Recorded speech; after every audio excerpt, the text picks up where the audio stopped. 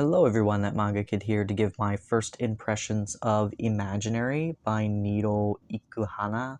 This is a 7 Seas release, a newer title that I was very excited for because Niro Ikuhana is a hentai author or creator, and there is a particular title that was translated to English. Oh, what is it called? Intimate Days. I have not been able to get my hands on that volume. But the artwork on the cover of that volume is so stunning, and I've heard very good things about the short story collection, for what it is, and it's something that I've been trying to get. It's a little more difficult to get some of that stuff in Canada because I know that used to be able to purchase that stuff through Right Stuff, and then it wasn't, as far as I could tell, it wasn't able to buy it on Canadian Amazon. It wasn't for sale in any of the Canadian retail stores, so I just wasn't able to find it as of yet, so hopefully one day. But anyway, so when I saw there was a title being released that was not a hentai title by this person, I was very intrigued.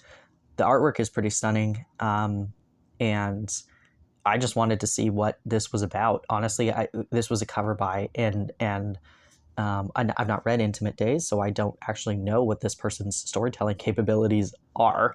But this cover really intrigued me, and the fact that it was this mangaka that I've been quite interested in for a while now, despite never reading anything that they've done. I was quite excited to see that this was getting an English release, so I purchased this. I read this actually earlier today as of filming this, and this is a very interesting first volume. Our story follows Tasuku.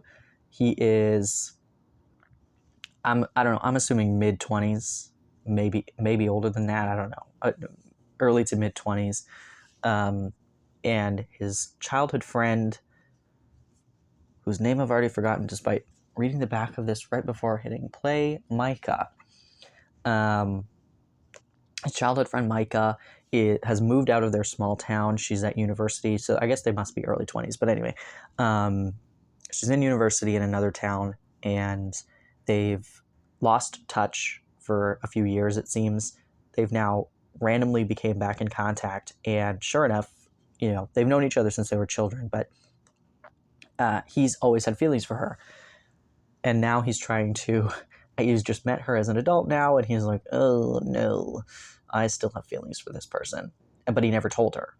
So it's kind of the two of them reuniting and trying to exist as adults around each other when they've, really only existed as children and young people with, the fantasies of the future and ridiculous games they used to make up and all this kind of stuff. So it's a little difficult for them to just kind of exist as adults with each other, because their whole friendship and dynamic was based on the fact that they were kids. And now they're in a different stage of their lives and need to kind of learn how to interact with each other at this stage of their life. And so they each have a few friends around them that are, we know very base level information about at this point. I liked this. I am also confused by it. I have read a lot of manga over the past decade and a half or so, a little longer than that, but anyway, I've read a lot of manga, and this is so weird and different. Something about this, and I'm not sure I can pinpoint exactly what it is, something about this is different. As I was reading it, I was thinking, I don't know that I've ever read anything like this before. It's such a simple concept. Two adults reuniting. They haven't seen each other in years. They had feelings for each other as children, but never spoke about it. And now all of a sudden they're reuniting, and clearly there's still feelings. It is not a complicated concept. It is not something that's not been done a million times. For some reason, this felt different. And that's good. It's a good different, because there's nothing worse than reading the same thing over and over and over again with a different cover on it, basically. But the artwork is really good. The character designs are good. There's something very interesting about it, in that when they imagine things, like, it actually plays it out on the page. So in this case, she's on a train and she's imagining a ninja running along the building tops as the bullet train is going super fast. And so all of a sudden now there's this ninja, and then she, is part of this chase, and it's, whatever. But in reality, she's just sitting on the train. And it does this throughout the whole thing. Anytime that they're kind of imagining a scenario, it plays the scenario out as if it's actually happening, when in reality they're having a conversation.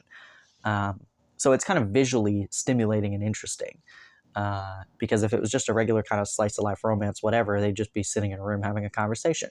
But in this case, it really does delve into like these really the imaginative aspect of it. Hence, I'm assuming imaginary. I just think that there's something really intriguing about the dynamic of these characters, and not just the two of them together, but the two of them separately as well. Like her hanging out with her friends and having discussions, him hanging out with his friends, or even just at his house alone, like in his own mind, trying to piece together what happened that day, and like how he's an idiot for not, telling her how he feels or asking her a particular question or whatever. I don't know. It just is very intriguing to me. I can't pinpoint. Obviously, that like aspect of illustrating the conversation in a different way is very, is more unique than it not. I've seen that before, though. I've never seen that done.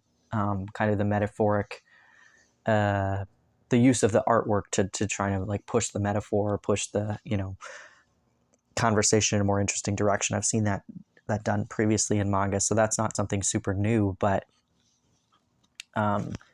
yeah, something about this character dynamic is just so fascinating to me. And I feel like I'm rambling through this video and I haven't said anything of substance, but this is intriguing. It's intriguing, and I am interested in getting more. I think I have Volume 2 pre-ordered. I'm pretty sure it doesn't come out for a while, but yeah, this is fascinating. I'm excited that this is in English, and I hope that I've seen quite a few people picking it up, so I'm hoping that people are enjoying it, and that I don't know if this mangaka has more stuff that could be released in English. I have no idea, but I'm interested. I'm intrigued. I cannot wait to see where this goes and how it plays out. Yeah, if you have any comments, questions, or things you want to add to the comments to further the discussion about this first volume, by all means, please do. If you have recommendations of series that are similar to this one, by all means, go ahead and recommend them. Yeah. If you can articulate better than I have just done about why this series feels different, maybe I'm just nuts and everybody else thinks it's generic. I don't know. But to me, there's something different about this, and I'm really intrigued. So, yeah, I definitely suggest picking it up. Do be warned, there is a little bit of nudity in this. Right in the front page, there's a beautiful color page with she's fully nude, being chased by a shark. So, in the water. It's not a sexual pose or anything. It's just she happens to be naked. So there is a little bit of nudity, and I don't mind that, though. Honestly, I'm an adult. I can handle some nudity. So, but just so you're warned in case that's something you're not interested in. But yeah, anyway, thanks for watching.